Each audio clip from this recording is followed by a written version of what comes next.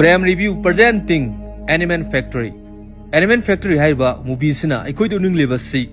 nupa ama khangna piklingai dagi jail da dum lerami adu mahangna jail dagi sei 12 gi matungda nanthokpa ngamkhibra natraga ngamdabra haiba si film asi yengla khanglagani. Animal Factory haiba movie sina rokpada role kawraba nupa macha mo khoi du holei haibu nupa macha si police ki jail amada fajan thamlami mahaga si kari gi fari bano haibu su drug ki case ta chenaduna fa boirami masina maram moibna role asibu makhoi gi maham asi leriba court asida rai tar matung sumna haireglami role asi drug lalombada chenaba asigi damak mahag si thatru ki jail da leregani haiduna role asibu de jail amada pudu laglami role na jail da jorko matam astadi hairiba jail asidadi tongan laba gang khupu kyam lerami gang khupu sing asidi America Mexico haibadi angoba kusugi marak amadi amuba kusugi miyosing asigi marakta yamna kana jengthina dun lerami marak thatna marup singda karigumbam ta hairange Bharat ki thazaraba most play gi maram da hairange hojik IPL matam masida masi Bengali actress Madhumita Sarkarna represent tawbani most play da jeli asibu spin tawiduna mic papiu iPhone iPad hapta khudingi most play na puru lagli IPL hangama price kya amasu gift oina mic papiu Zama White Realme Mobile Apple Watch TV amati atoba kya amasu lupa samanga amasu phangbiu joksin bada line hapsin basujai phone pay Google Pay natraga bank transfer da most play bu joksin view promotion section da sangbiduna aduga promo code spin1 sizina view 100% welcome bonus fangnaba most play gi oina Facebook ta review piu da lupa chani fangani aduga marupta refer tawraga lupa lising mo chani su phangbiu hojima ming chansan view link comment da haplange aduga lupa samanga amasu claim toksan view most play sub lokthawada wari makha tarakpada mu adubu matam asdadi role gi manakta nupa ma laktuna role da sumna hairami nangna jail asidagi matau karamna nanthokani haiba tarabadi jail asida al kaubu nupa ma lebani al haribu nupa asik ngasidagina sai 12 gi mamangdagi leidun laklebani masina maram obana nangna al gi manakta chatuna wari sano hairami tasengde alna jail asi leram liba sisu mahangna ngasidagina sai 12 gi mamangda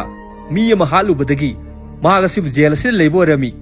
madugi sumatakta mahakti jail asida chahi sanga lerakpana maram oibna maham asi leiriba miyoi sing asina al asibudi makhoi gi ningthau ni haina khanarami asing matungda role haribu nupa macha asna al ge marakta laktuna al da sumna hairami ai asi jail asida ngasi lakpani adu aina maham asitegi matau karamna nanthok kudrubino aingonda mukta haibiu hairami adu already mu role sumna hairami ai hojik thawak yamna cheli kona unar seram duna aldi maki marup sing marakta sakhirami madudeng alna maki marup sing asumna hairami aikhoi gi mangda laklibu nupa asi aikhoi na fasi mangonda yamna maruba pot am jawre pot asiba khoi ne lawrsi hairami adudagi algi team asina nupa asi asumna hairami nangi na famda leriba pot adu aingonda yamna thuna piro hairami adubu nupa asina di algi marup singna mangonda hairibasi amata piramde masina maram obana alna sawduna mahaki marup sing asigi lonina hairibu nupa asi ufurami adubu matam asadi jail asig mathakta leriba guard sing asina makhoi khanaribasi urami masina maram obana algi team asina makhoi khanadaba saduna maham asiteki satkhirami alna karigidama asuma tawribano haribasu alasi maham asida sai 12 sumna lerakpana maram obana maham asi leriba guard sing asin tawriba thabak sing si mahang loina khanglami adugi sumatakta alna jail asida leriba captain asig mateng yamna pangbata natana captain asina tawgodaba typing kya amusu mahanga tawrami masina maram obana captain asina mahakuluna tawbirami nakalla moromdanum role na leriba ka asida homo ma lerami hairiba homo asina role da sumna hairami nangna jail asida leiba tarabadi nangdi angangni adubu jail asida yamna fattaba miyoi kya ama lei masina maram obana fattaba miyoi sing asidagi nangna chakchina leyu nangna leitaba tarabadi fattaba miyoi sing asina nangbu hatokduna chathok pigini hairami mathangi numitamu algi maro bitoko bunu pamaga makhoini sileminarami matam asna bitona maki marum alda sumna hairami yengune akhoi mangda leriba mic hairibun pasi yamna fattabani mic hairibun pasina role da kariu makharabu haijelle hairami tasinguri role gi manakta leriba nupa asina role da sumna hairami nangonda hujik kanagumba miyu amana yamna thuna attack tawrakadore asina maram obana nang section layu hairami masig matungda role na mahaki kada halako matam astadi homo asta mahangna sumna hairami aingonda kanagumba miyu karen attack tawgadore haiduna nupa amna aingonda haire hairami adudagi homo asnum role da sumna hairami adu oiba tarabadi nangi na sa adu bu ngakok chanabagi yamna thawrba thangama nanga yamna thuna thiduna nangi na famna thamu hairami mathangi sinna muk jin sanaba maham astu holei Matam asida role na alda sumna hairami. Aina hojik yamna thawrba thang amu pami. Hairiba thang asi karaidagi fangani hairami. Adudagi mo alna role sumna hairami. Nangna karigidamag aingon thang hanglibno. Nang asi tha taruki jela asida laklibani. Adubu nangna maham asida mi khanaba natraga mi hatpa tawba tarabadi. Nangi punsi asi aigumna jela asida adum leiragani hairami. Adubu role ni mo alna sumna hairami. Aina nangona karigi thang hanglibno hairbasu. Yamna fataba maiko bunu pa amana. Ai si kanaguma mi amna hatura hairi asina maram oibna nangon thang hanglibani hairami. Adudaga arna yamna saroduna mahak marup singa sigalorina. Mike hairibu nupa asig manakta laktuna Mike ta sumna hairami. Role hairibu nupa masa asida nangna karigi kihelibno. Role asi aigi marimata gi mini. Nangna karigumba role da fataba thabak tawba tarabadi. Nang boy na soin hatokani hairami. Asina maram oibna mu Mike hairibu nupa asina. Alda sumna hairami. Ai yamna soikre asung fataba thabak singa si tawra hairami. Asing matungda Mike haribu nupa asti maham asti chatkirami. Asing matungda alna role go noduna role da sumna hairami. Nangonda khanaba harama mi adu aina mangonda fajana hairam labani. Nangonda karibe tawra hairami. Mathangi numita mu role gi marup singa sina yu kharabu thaktu leirami. Adubu maham asi leiba guard kharana makhoi yu thakliba si urami. Asina maram obna makhoi singa su faragaina lakama ta master d role na mu algi marup singa sa sumna hairami. Maham asida guard kya bu lagle nakhoi hum fa ba hairami. Asina maram oibnong algi marup singa sina makoin thaklama yu singa sibudi bottle amada haijalami. Adu makoin yu si bottle haijan batarbasu guard lakpana maram oibna yu singa sa haijan bangamlamde. Masina maram oibna makoi singa si loina farami. Asigi matungda makoi singa sibu wahang pahang taunabagi tonga tonga laba ka kya ama thamlami. Nakal amulomdrom arna loina khangmangamlami. Role hairibu nupa masa asina mahaki marup singa sibu kalle haibadagi alna jamna harau jaduna jela sida leba nupa amada Larik amagi manungda chithi amadi maikhet kya piduna role gi manaka thinba laklami. Adudagi role na larik asig manung yaurba chejet asibu mahangna lakthoktuna yengma mata masradi alna mangonda sumna idun tharaklami. Karigumba nangonda maham asi leriba guard sing asina nangonda wahang pahang tawrpa tarabadi nangna mata khangde haina pakhompiyu haiduna chithi asida iraklami. Asigi matung hapta amagi sin asibu aikoi du holei. Matam asida jail asida leriba officer sing asina role da sumna hanglami. Nangna karigidamak hapta amagi mamangda algi miyo sing aduga yu thakminaribno hairami. Adubu role nadi machin thijenaduna pakum asuna pirami. Aidi mafam aduda yu thakpasu natti. Aina algi marup sing aduna leiriba mafam aduda lakam matam aduda makhoi sing adu fabada aibusu yu thai haiduna guard sing aduna fabibni hairami. Masina maram oibram officer sing asina role da sumna hairami. Adu oiba tarbadi nangdi saja amata piraroi. Aduga role gi marup sing adudi jail asida leibagi chai amamam loina sangdaragani hairami. Masig matungda alna captain gi ka asida mahaki marup ju thakliba sing asigi report sing asi irami. Adubu alnadi role asi afaba angang ni haiduna role gi maramda fajani irami. Mahana karige sumna iribino haribasu karigumba mathangi court lemnabada alnasi afaba angang ni haiba tarbadi mahaki tha taruki saja fanglibasi kakhthanabagi mahang sum tawboirami. Masig matungda role na alliga unarami. Matamaste alnamu role sumna hairami. Nangna aigi marup sing adu kanbibagi nangbu thagaru phongdok le harami. Tanja asidadi makhoi mamangda jail leriba miyo sing ase loina sanadu lerami. Adubo yamna fattaba miyo amana icham chamjaba nupa mo thanga thinu halami. Asina maram obna role asi yamna kijaraduna alda sumna harami. Yengune akhoi gi mangda nupa amana icham chamjaba miyo mo thanga thinu harkra harami. Adure alna mahang sumna khalami role asi angang nina maham sida khudong thiba tare haiduna mahangna role da sumna harami. Nangna yamna thuna jail asi leriba doctor asig unarso hairami. Adudagi role na doctor asig unaba lakuma tamasadi haiba doctor asina role gi mateng pangboina role gi managana sida sarute haijinaduna mahak asibudi jail asida leriba hospital sida admit toromi. Karigidamak doctor asina asumna iribno harbasu arna doctor asida hairakpagi orami. Numit kharani gi matungda mu role gi manakta alga marup oriba captain asi laklami. Amusu captain asina role da sumna hairami. Alna engonda harakpadagi nang asibu alge gang leiriba Muhammadu nang musu tharagani hairami. Masig matung role asibu hospital stick discharge stroke duna role na ango unaba laklami. Adubu matam asidi yel asidi leiriba amuba masugi group ki miyo sing asina Muhammad sida akoina thabak amada tawror haiduna strike tawromi. Adubu angobu masugi miyo sing asina mu amuba masugi miyo sing ista sumna hairami. Nakoina karigidamak thabak tawroidrubna haiduna makhoi sing asi Muhammad sida khanaba horaglami. Adudagi mu jail asig matak leriba guard sing asina jail asi leriba miyo sing si loina khanare haiduna nongmai kyamu kaplaglami. Masina maram oibna Muhammad si leriba miyo sing asi masa hingnabagi loina chena khirami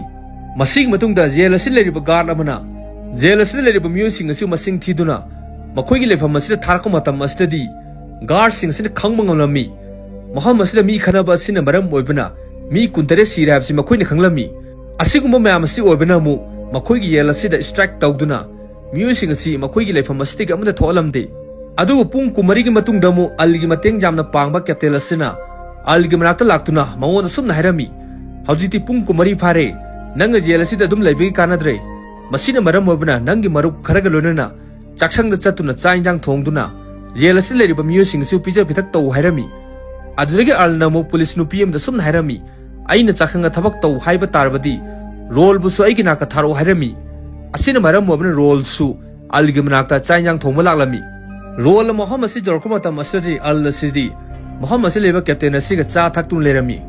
adugi simtakta alna yamna hawrba mabu role da pijaduna role da sumna harami hawjiti nang khanglabra jail asida leriba rule asik matau karam leribunu haiba tarbadi Muhammad sida mi khanaba chainaba thokpa tarbadi Muhammad sida mi asina kyama thokani masing matung dai khoina sumna acha tak thongduna pijaribani harami adubu role ri alna hariba se tadbida al da sumna harami nangna karigidamak aigi mateng asukjamna panglibuno aidi Muhammad si laklibase thamak tang sungairi nangna aigi maramda karimsu khangbusu natna hairami adubu alnadim role sumna hairami aina karigidamak nangi mateng panglibuno haiba tarabadi ai sunga sidagina sai 12 mamangda nangumna Muhammad si laklami adubu kanagum miyamdan aigi mateng pangbigide masina maram oibna ai jail asida dum lerakko matam aduda yamna kine lerakhi adubu haujikti nang asisu aigumna yamna kine lehiningde masina maram oibna nangi mateng panglibani hairami masig matung matam asim horokpuna maram oibna role asisu algi geng khopu si jawrami matam astam alna role da sumna hairami nangdi haujik Muhammad si lairakpasi thajam silaklabanina nangna jail asida afaba thabak kyama taw haibadi library da thabak taw nangna sumna tawba tarabadi jail asida leriba options sing asina nangna si afaba thabak tawi haiduna jail asida yamna thuna thadok pigani hairami asig matungda role na alna haibase illaduna jail asida leriba miyosing asigi mahangna sam kyam su kakpirami amuk su mahangna Muhammad sida laik laisugi course kyam su tawrami mahangna course tawring matam asida Muhammad sida Johnson ko bunu pam lerami aribu nupa asina role asibu furage haiduna acting toraglami adubu matam asidang role na alna mawon hairake basing atu loine ningsinglami alna mawon sumna hairak poirami nangna jail asida leiba tarabadi phataba miyosing khanaganu hairami asina maram oibna mu role na Johnson haribu nupa asina mawon tawrilibasi mahanga thawina khanjindabida mahanga lyric sing asi fajana padu lerami nomanum role na washroom da lyric matam asida Johnson haribu miyo asina mahaki marup sing asiga loinana role asibu halega haina torami adubu tanja asitadi role gi oja asi Muhammad si laklami masina maram oibna mu yamna fattaba Johnson asina role asibu thadoklami masig matungda role asi wakhan jamna nungai traduna masa matomna sumna khanjarami haujiti Johnson haribu nupa asina aingonda harke tawribasi aigi yamba arnasi leramdaba tarbadi Johnson haribu nupa asina nahan ai asibu har khargadamani haina khanjarami amuksu role na wakhan jamna nungai traduna mahangna alramta haidoktabida jail asi leriba haloibu nupa asidagi yamna thawrba thang lawduna Johnson haribu nupa asibu harna bugidum chakhirami masigumba mayam asi obina mu haloibu nupa asina algi marak laktuna sumna hairami nangi leminaba role haribu nupa masaduna aingondagi yamna thawrba thang puduna chakhir hairami adriga alsu wakhal jamna nungai traduna role gi marakta kana chelaktuna role na pairiba thang asibu mahana paisanduna role da sumna hairami aina hojik loina khangle nang asi thawai yamna nungai ramloi adubu nangonda harke tawragliba Johnson haribu nupa adudi aigi timna chatuna noma soila laman khungge hairami amuksa arna role da sumna hairami nangna karigumba nangna pairiba thang asina yol asibu thang thinba tarabadi Muhammad si leriba gar sing asina khanglagani masida maram obne nang asi Muhammad sida atopa case ma panduna mu sai sang leiragani hairami mathangir mitamu role asi wakhan jamna nungai tradana mu mahanga thang asi paiduna Johnson haribu nupa asibu hana bagi laklami adu matam asidi Johnson na role haribu nupa asibu ubuda mahangna di karimda khalamde nakalla muramdra mu algi ka asida maki maru bitona alda sumna hairami aikhoi leriba ka asidi role leite ma karai chakrabno khangde hairami masina maram oibram alna yamna pakhaladuna Johnson leriba ka asida role asibu thibilaklami matam asidi role su Muhammad si lerami masina maram oibna mu alna Johnson haribu nupa asibu Muhammad sa furami adubu Johnson haribu nupa aside masamo yamna fabana maram oibna mu alna sibu halega haiduna jail asida namsan thamlami tanja aside role na mahana pairiba thang asina Johnson gi managana thilami asina maram wabana Johnson asi lemaida takhirami madugi samathakta mahom asida algi maro bito sin laktuna al da sumna harami mahom asida khudong thiba taba tare ekhoi mahom asida yamna thuna chalase aduna makhoi sing asi laklami masigi matungda al su mahom asida mi khanadaba saduna captain gi ka ase thabak tawdu lerami adubu algi manakta guard laktuna al su faduna guard sing asa al da sumna harami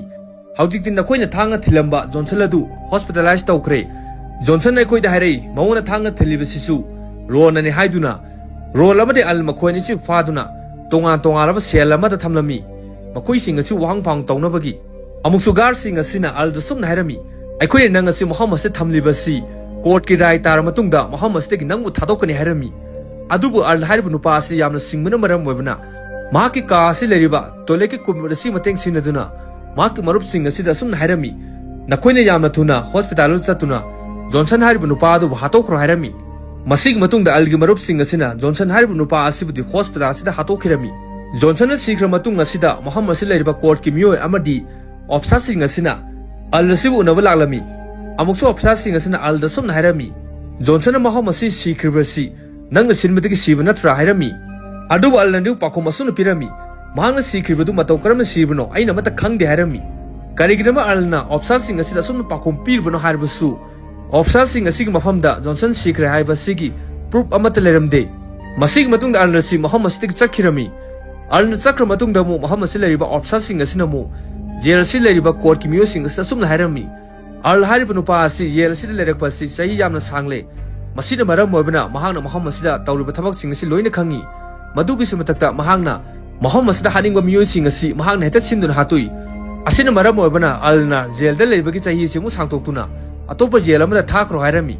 amuk sugar sing asina mu judge sing asida sumna harami role hariba nupa asisu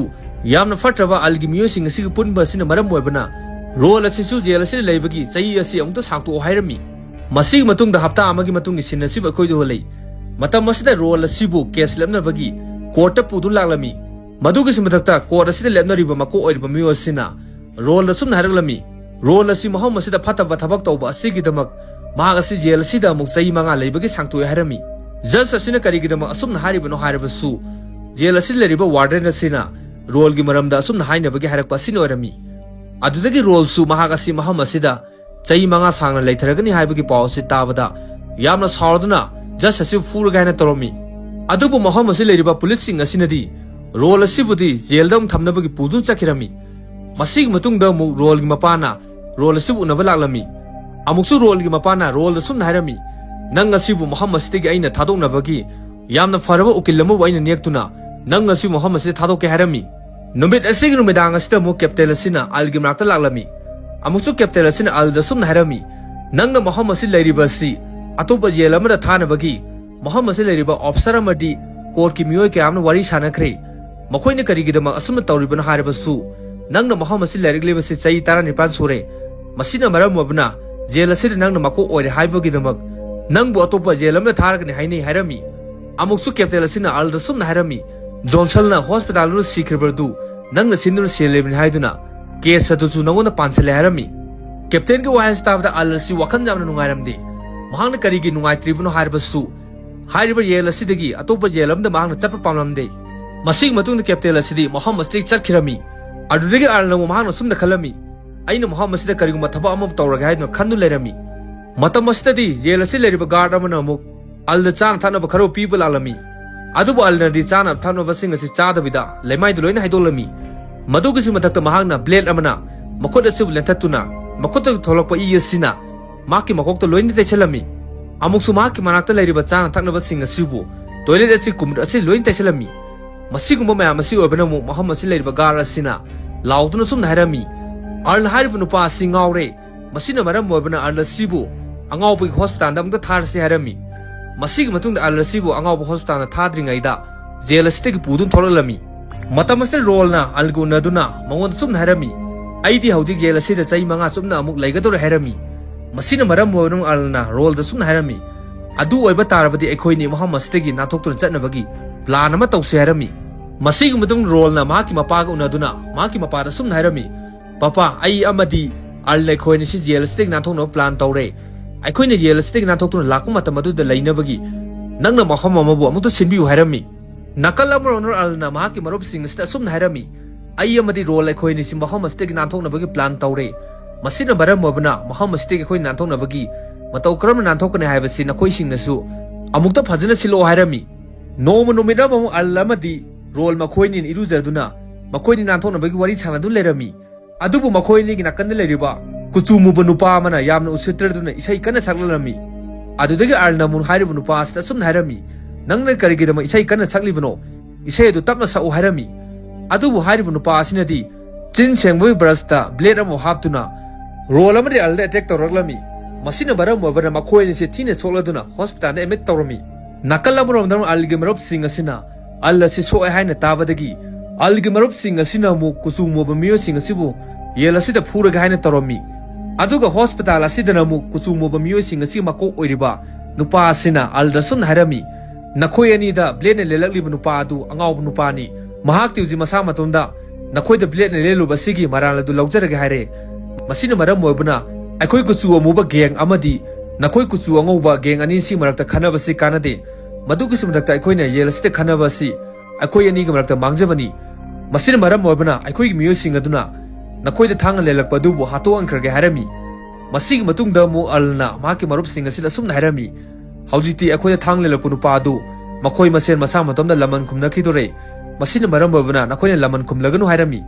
mathangi numita mu alna loina khamangalami mangon da attack torbu nupa asi makhoi gi kuchumu ba miyo sing marakta yamna sathiba geng amana nupa asi ba hatoktuna Muhammad sida phataba khomba lakpa gari sing manung da haptuna jela sirik buthokra habase alna khanglami adudagi alna mu mahaki wakanda sumna laglami akhoni jela sitik matau karamna nanthokni haiba tarabadi